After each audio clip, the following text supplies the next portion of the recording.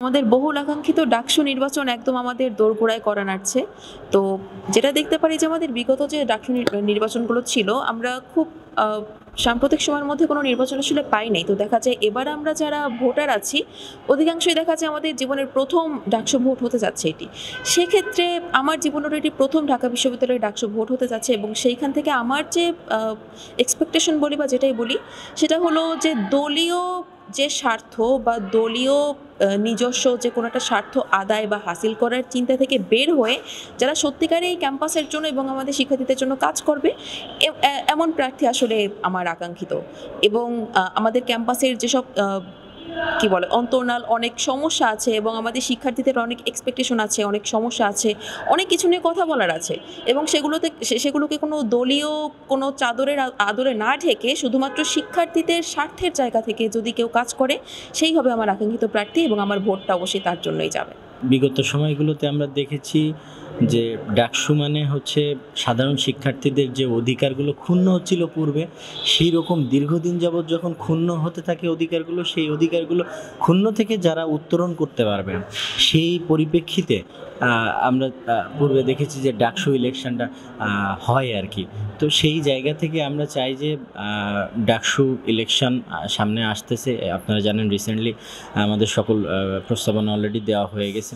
So সাধারণ শিক্ষার্থীদের পক্ষ থেকে আওয়াজ উঠেছে যারা যোগ্য, যারা সাধারণ শিক্ষার্থীদেরকে নিয়ে ভাবনা চিন্তা করতে পারবে সেই সকল নেতৃবৃন্দরা আসবে। ডাকসুটা মূলত হচ্ছে ছাত্র রাজনীতির আতুরে ঘর।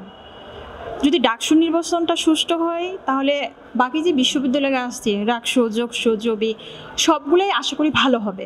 ডাকসুটাই হচ্ছে মূল ভিত্তি মনে করি আমরা। যদি ডাকসুতে এখন সুষ্ঠুভাবে নির্বাচন হয় তার ইতিবাচক প্রভাব সারা দেশব্যাপী পড়ে। এটা হচ্ছে সবচেয়ে গুরুত্বপূর্ণ পয়েন্ট হচ্ছে যে ডাকসু যদি সুষ্ঠু হয় সকল নির্বাচনই সুষ্ঠু হওয়ার সম্ভাবনা থেকে যাবে। 6 বছর পরে ডাকসুর একটা আমরা তফসিল পেয়েছি এবং খুব শীঘ্রই ডাকসু হবে বলে আমরা মনে করছি। এটা হচ্ছে ঢাকা বিশ্ববিদ্যালয়ের শিক্ষার্থীদের জন্য খুবই আনন্দের একটা বিষয়, কারণ এত বছর ধরে তারা আমাদের শিক্ষার্থীদের কথা বলার যে অধিকারটা সেটাকে তারা খর্বিত করে রেখেছে। হ্যাঁ, যে আমরা আসলে এখন শিক্ষার্থীদের নির্বাচিত প্রতিনিধি থাকবে, তারা আপনার সিনেটে কথা বলতে পারবে, তাদের অধিকার নিয়ে কথা বলে তার অধিকার আদায় করে দিতে পারবে এবং ঢাকা বিশ্ববিদ্যালয়ের শিক্ষার্থীদের যে একটা ভোট দেওয়ার যে আনন্দ সেই সেটা ফিরে এসেছে এবং বিশ্ববিদ্যালয় হয়তো ফিরিয়ে দিয়েছে। এই জন্য আমরা বিশ্ববিদ্যালয় প্রশাসনের কাছে কৃতজ্ঞ আর কি। খুবই ভালো লাগছে আর কি। ঢাকা বিশ্ববিদ্যালয়ের কেন্দ্রীয় ছাত্র সংসদে আমি গবেষণা প্রকাশনা সম্পাদক হিসেবে লড়তে চাই ইনশাল্লাহ। তো আমি যদি গবেষণা প্রকাশনা সম্পাদকে বিজয়ী হতে পারি তাহলে আপনারা জানেন যে আসলে ঢাকা বিশ্ববিদ্যালয়ের প্রতি বছর 1000 কোটি টাকা বাজেট আসে, কিন্তু দুঃখের বিষয় আমাদের ঢাকা বিশ্ববিদ্যালয়ে প্রায় 60টার মতো গবেষণা কেন্দ্র আছে, কিন্তু দুঃখের বিষয় হয়তো হাতে গোনা 2-3টা গবেষণা কেন্দ্রে হয়তো টুকটাক গবেষণা চলে। এত গবেষণা কেন্দ্র থাকা সত্ত্বেও আমরা সেগুলোকে কাজে লাগাতে পারছি না। এটা কি হচ্ছে আমাদের শিক্ষার্থীদের ব্যর্থতা, শিক্ষকদের ব্যর্থতা, নাকি বাজেটের সমস্যা?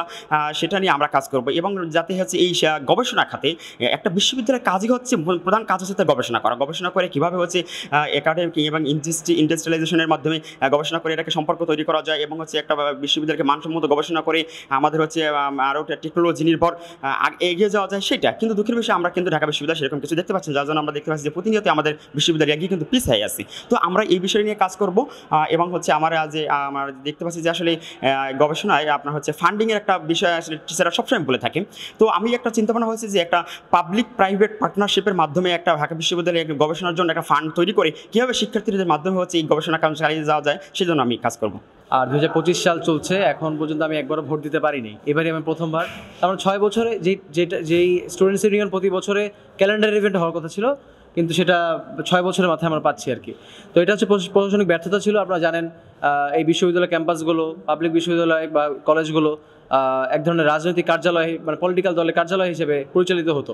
তো সেই জায়গা থেকে যখন আমরা বের হতে পেরেছি, আপনারা জানেন এখন অন্তর্বর্তীকালীন সরকারের সময় ডাকসুটা হচ্ছে, আমরা অবশ্যই আশা করতে পারি ডাকসুটা নিরপেক্ষ হতে যাচ্ছে। এবং ডাকসু নিয়ে একটি বড় সংস্কার হয়েছে, সেটি হচ্ছে গত যে ডাকসুটা হয়েছিল সেটা হচ্ছে মানে কেন্দ্রগুলো হলে ছিল, যে কারণে কারচুপি বা মানে রাতারাতি ভোটের যে ব্যাপারগুলো বা ব্যালট বক্স পাচার করা, এই বিষয়গুলো কিন্তু হয়েছিল হলের মাধ্যমে, যেহেতু ওখানে হলে তাদের পেটোয়া বাহিনী বা লাঠিয়াল বাহিনী ছিল। তো এইবার কিন্তু আপনারা জেনে থাকবেন যে নিরপেক্ষ কয়েকটি কেন্দ্র সিলেক্ট করা হয়েছে, যেখানে হলের শিক্ষার্থীরা বা অনাবাসিক শিক্ষার্থীরা তারা ভোট দিতে পারবে। সেক্ষেত্রে নিরপেক্ষ ডাকসু হওয়ার একটা সম্ভাবনা বেড়ে গিয়েছে এবং যেহেতু কোনো রাজনৈতিক দল ক্ষমতায় নেই, মানে সেক্ষেত্রে আমরা আশা করতে পারি বা ঢাকা বিশ্ববিদ্যালয়ের শিক্ষার্থীরা আশা করতে পারে নিরপেক্ষ একটা ডাকসু হতে যাচ্ছে।